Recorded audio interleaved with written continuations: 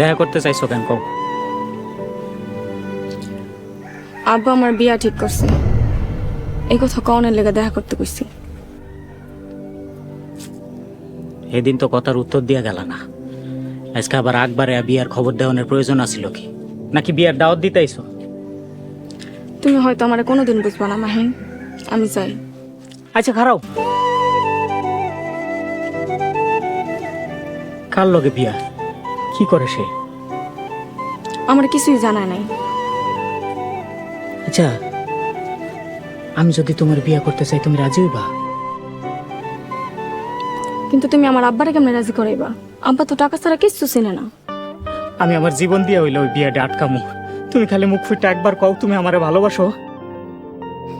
দেখো মাহিন, আমি একটা বিপদে আছি, এটা সত্য, কিন্তু এটাও ঠিক তুমি কোনো কাজ কাম করো না, তুমি তোমার আব্বার উপরে বয়া খাও। আমি এটাও শুনছি তুমি তোমার আব্বারে চাপ দিতেছো একটা বাইক কিনা লেগা।